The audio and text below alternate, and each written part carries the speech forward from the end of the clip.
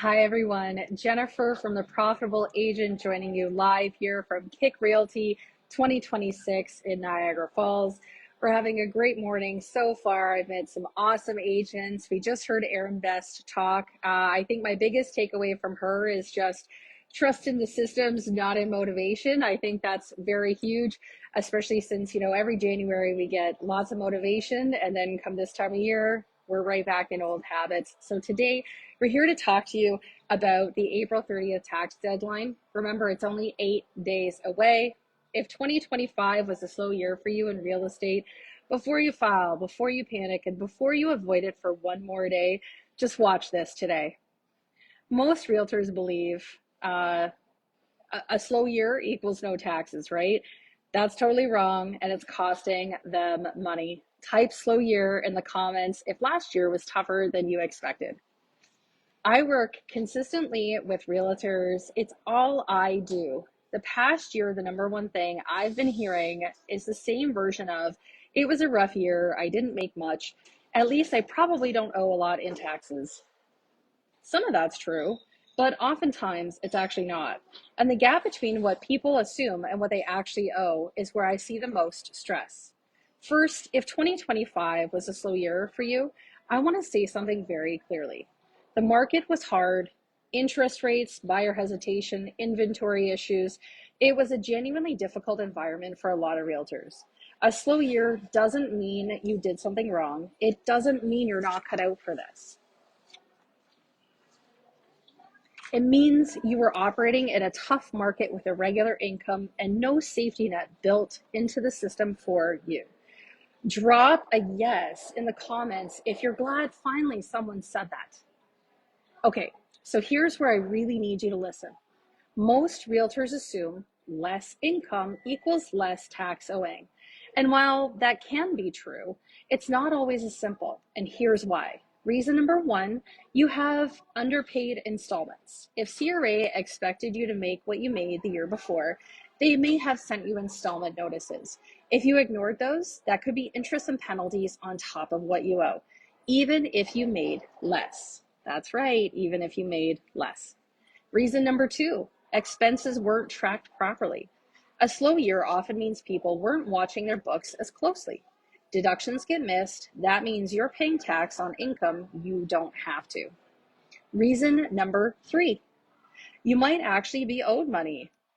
Let's say that again. You might actually be owed money. Can you believe it? Here's the flip side, and this is the one that no one talks about. If you had a significantly lower income year and you paid taxes on a previous commission or made installments, you could actually be sitting on a refund, but you won't know unless you file. Assuming you know what you owe without looking at the numbers is the most expensive mistake realtors make. Type numbers in the comments if you've been guessing instead of knowing.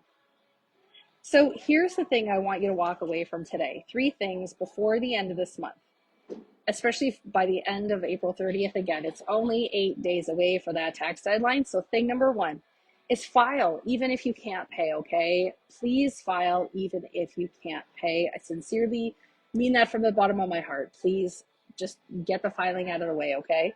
I cannot stress that enough. Filing late and owing money means penalties on top of interest.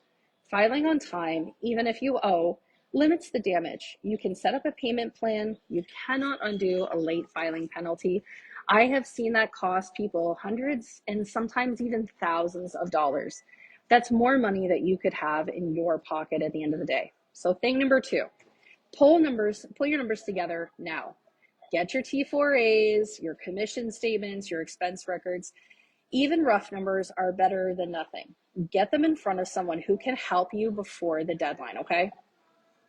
Thing number three, separate this year from last year.